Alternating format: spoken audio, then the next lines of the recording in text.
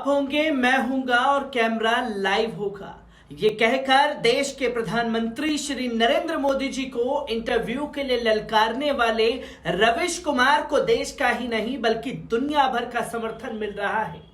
और बेशक से गोदी मीडिया के पत्रकार एनडीटीवी का बुरा हाल होने की वजह से जश्न मना रहे हों, बेशक से रवीश कुमार के एनडीटीवी से हटने के बाद तमाम तरीके की टिप्पणियां करते हुए दिखाई दे रहे हों। एक खेमे में खासतौर पर खुशी की लहर हो, पर देश का समर्थन उन्हें मिल रहा है, पर साथ ही साथ इंटरनेशनल मीडिया में साहब की जम करके धज्जियां उड़ी हैं और रवीश कुमार का खुल करके समर्थन किया गया है। और यह किसी और ने नहीं बल्कि खाड़ी देशों के सबसे लोकप्रिय चैनल अल जजीरा ने तमाम बातें रवीश कुमार के लिए लिखी हैं। आदाब, नमस्कार, अस्सलाम वालेकुम नाजरीन। पल पल न्यूज के न्यूज रूम से मैं हूं आपके साथ नदीम अकरम।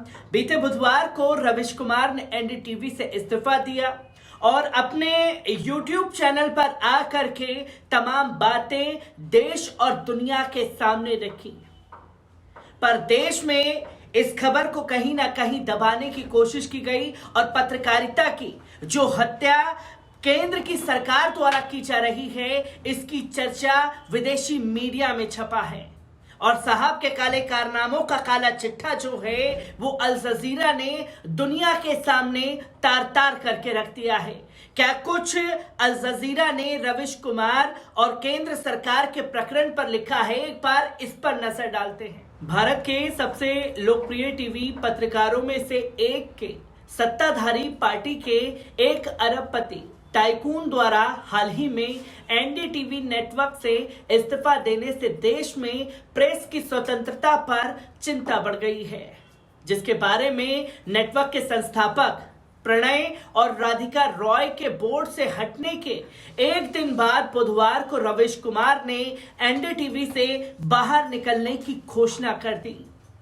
राधिका रॉय, प्रणय रॉय और आरआरपीआर प्राइवेट लिमिटेड के पास ब्रॉडकास्टर में 29% हिस्सेदारी थी, जिसे एशिया के सबसे अमीर व्यक्ति गौतम अडानी ने ले लिया था, जिनके भारत के हिंदू राष्ट्रवादी प्रधानमंत्री नरेंद्र मोदी और उनकी भारतीय जनता पार्टी के साथ घनिष्ठ संबंध है।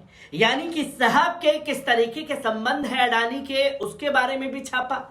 कई लोगों ने अडानी द्वारा एनडीटीवी के अधिग्रहण को एक शत्रुतापूर्ण अधिग्रहण कहा है और अडानी समूह अभी भी बहुमत हासिल करने की लगातार कोशिश कर रहा है और कंपनी में 26% हिस्सेदारी के लिए एक खुली पेशकश की है, जो अपनी हिस्सेदारी को 55% से अधिक तक बढ़ा देगी, जिसकी तस्वीरें लोगों के सामने आई हैं।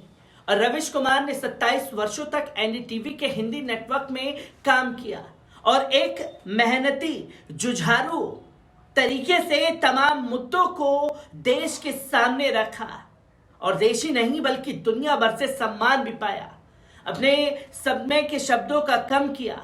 जिस लोकप्रिय शाम के शो की उन्होंने मेजबानी की थी, उसे देश में लाखों करोड़ों लोगों ने देखा है, जिसने हाल के वर्षों में भाजपा और उसके सहयोगियों द्वारा मुस्लिम विरोधी भावनाओं और नीतियों को बढ़ावा दिया है।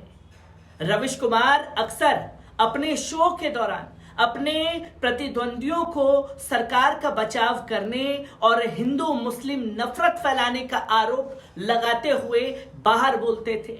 उन्होंने उनके लिए एक नाम भी गढ़ा, जिसे गोदी मीडिया कहा गया। और रवीश कुमार ने गुरुवार को YouTube पर अपने इस्तीफे के बाद एक वीडियो संदेश में साफ तौर पर कई बातें कही, जो लोग पत्रकार बनने के लिए पढ़ाई पर लाखों रुपए खर्च कर रहे हैं, उन्हें दलालों के रूप में काम करने के लिए मजबूर किया जाएगा। और जो लोग इस समय पत्रकार के रूप में काम कर रहे हैं, उन सभी को भुगतना पड़ रहा है। कुछ थकान महसूस कर रहे हैं तो कई प्रोफेशन छोड़ रहे हैं। कई लोग कहते हैं कि नौकरी के लिए मजबूर करने के अलावा पत्रकार बनने का कोई जुनून अब बचा नहीं है। रविश कुमार ने साफ तौर पर कहा कि एनडीटीवी छोड़ने के बाद ट्विटर पर हैशटैग RIP एनडीटीवी ट्रेंड करने लगा था। लेखक हो चाहे कार्यकर्ता रेवती लाल ने 2009 तक 12 वर्षों तक एनडीटीवी के साथ काम किया। लॉल ने अल जजीरा को साफ तौर पर बताया कि टेलीविजन पर रिपोर्टिंग की अवधारणा जैसे चुनाव विश्लेषण, बजट विश्लेषण और टीवी पर रिपोर्टिंग एनडीटीवी के साथ शुरू हुई और अन्य न्यूज कास्टर्स ने इसका सही तरीके से पालन भी किया। लॉल ने कहा कि उन्हें डर है कि एनडीटीवी जैसा दूसरा ब्रॉडकास्ट अब नहीं हो पाएगा और ना ही बन पाएगा, क्योंकि अब हम टेलीविजन समाचार रिपोर्टिंग के युग को पार कर चुके हैं और केवल टेलीविजन समाचार प्रचार है। फ्री स्पीच कलेक्टिव स्वतंत्र संगठन की सह संस्थापक गीता सेशु ने अल जजीरा को बताया कि समाचारों और विचारों की विविधता और बहुलता को भारतीय मीडिया में पहले ही गंभीर रूप से समझौता किया जा चुका है, जहां समय समय पर इसकी तस्वीरें देश और दुनिया के सामने भी आई हैं।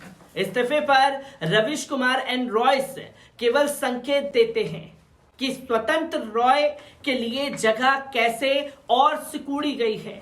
सेशु ने कहा कि लोकतंत्र के लिए यह बहुत ही खतरनाक स्थिति बन चुकी है।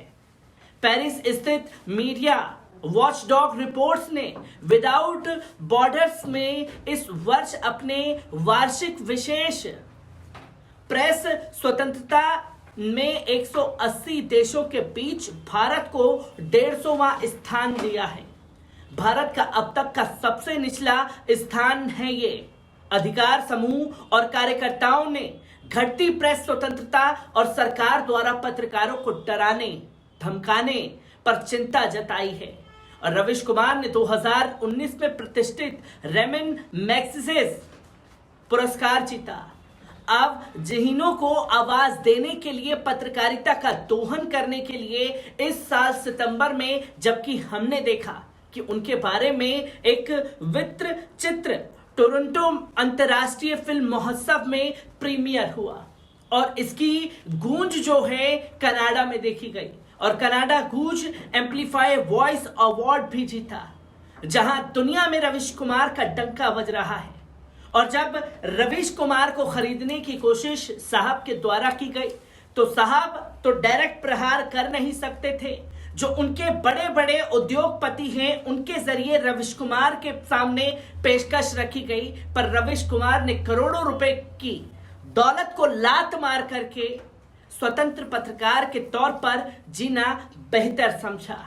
और जिसके काले कारनामों को उजागर देश में रविश कुमार कर रहे हैं, तो वहीं अल जजीरा भी खुल करके भारत सरकार की आलोचना भी कर रहा है और तमाम तरीके से कदम उठाए जा रहे हैं। मैं हर एक रिपोर्ट को आप लोगों के साथ साझा करता रहूंगा। दीजिए इजाजत, शुक्रिया।